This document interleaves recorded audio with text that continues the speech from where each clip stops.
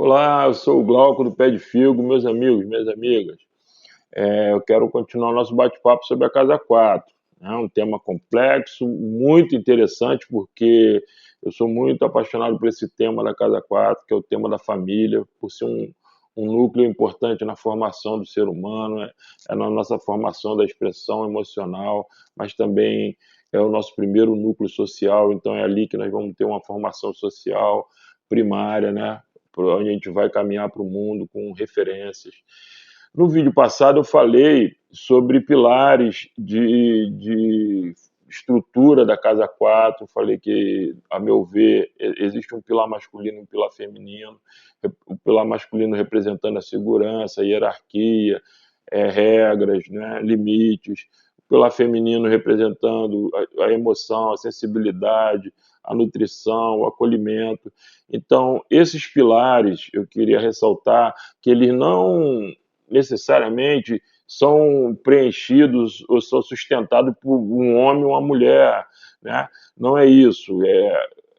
Os componentes de uma família, aqueles que estão na liderança ali, na cabeça da família ali, eles podem trocar de papel, né, a cada instante, ou então na ausência tem gente que faz os dois papéis, né? É importante a gente dizer que não estou aqui definindo essa questão como uma questão de gênero, são arquétipos, tá? A composição das famílias hoje são mais complexas e o importante é que esses papéis sejam respeitados e sejam preenchidos por pessoas competentes que entendam esse papel e que levem essa orientação de forma correta para as crias, né, daquele clã. Eu queria hoje falar um pouco sobre egrégora, né, a família como egrégora, né. Aqui, por falar em egrégora, eu vou tangenciar na questão espiritual, mais precisamente na questão imaterial, porque eu não trato de questões espirituais, porque isso vai por um caminho religioso, e eu não tenho essa pretensão. A minha pretensão aqui é terapêutica, né? Autoconhecimento, e a gente ter um olhar para alguma coisa, para um objeto, para um fenômeno, e a gente ter uma conclusão ou ter ensinamentos sobre aquilo e a gente melhorar o nosso comportamento. Então, a Casa 4 é um núcleo, né?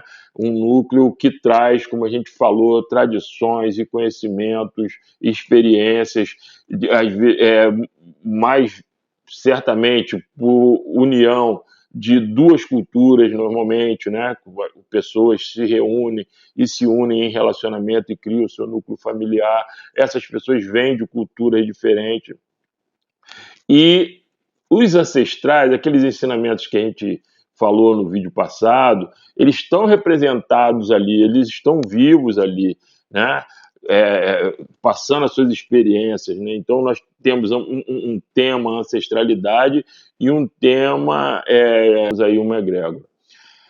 Toda vez que a gente reúne duas ou mais pessoas rotineiramente, nós vamos ter uma resultante de pensamentos e de confronto de ideias ou de manifestação de ideias, pensamentos. Isso é como se fosse um espírito, é isso que chamamos de egrégora. Conforme a convivência, né, e o tempo de duração dessa forma pensamento, ela vai se estruturando e ela vai criando uma personalidade, né? O que acontece é que, como a gente falou inicialmente, a gente começou a dizer que tudo que se manifesta, ela vai criar uma necessidade para continuar existindo. Essa egrégora ela vai precisar, dependendo da forma, pensamento que criou, né, a cultura que criou essa egrégora, de determinados tipos de energia para se alimentar. Então, vamos dizer que o ambiente que se formou e se cultivou ali seja um ambiente conflituoso, de confronto, né, de desafio. Então, essa egrégora vai fazer de tudo para que as pessoas se coloquem nesse estado tenso, para que elas possam liberar esse tipo de energia que vai cada vez mais alimentar essa egrégora. Se também, por outro lado, né, nós temos aqui um núcleo amoroso, de compreensão, um núcleo onde as pessoas procuram estender a mão e acolher, mas também corrigir, né? Essa egrégora ela já vai exigir outro tipo de consciência e de comportamento. Então, nós temos aqui que entender que o núcleo familiar ele é de grande importância, até social, porque a gente, além de alimentar essa egrégora, ela também influencia na nossa forma, no nosso estado emocional, e é esse estado emocional que nós vamos carregar para a rua e influenciar a egrégora maior, que é a grande matriz do mundo. Então, assim, cada indivíduo alimenta a egrégora. É por isso que nós vemos que os tempos, eles às vezes são determinados por, por espíritos, né? Como a gente pode dizer na astrologia, os astros, que são mais propícios naquele período ali à guerra, ou então são períodos de grande avanço da ciência, ou são períodos de grande avanço da consciência religiosa, ou então de grande atraso da humanidade. Isso tudo somos nós construindo e alimentando esses espíritos conforme, dentro da nossa crença astrológica, os giros e os andamentos planetários pelo mundo. Mas, como a gente fala, se a natureza ela nos impõe determinadas coisas, a consciência ela nos permite fazer e observar as coisas para que a gente tenha escolhas diante dessas tendências universais. E tudo isso começa dentro da casa 4, né? Que tipo de espírito está sendo cultivado na sua casa? Que tipo de espírito existe na sua casa? Que tipo de influência você tem sobre esse espírito na sua casa?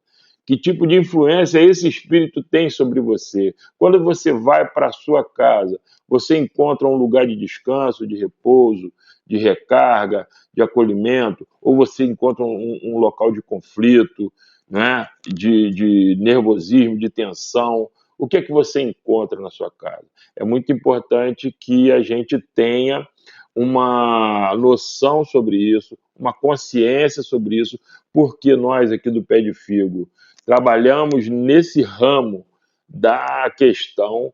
É aí que a gente consegue, primeiramente, mostrar para a pessoa, talvez, o que é que está contagiando o seu modo de ser e levando ela a ter vários tipos de problema, até de saúde, e também como é que ela está alimentando aquilo ou como é que ela está vendo os outros componentes da sua família alimentando essa egrégora.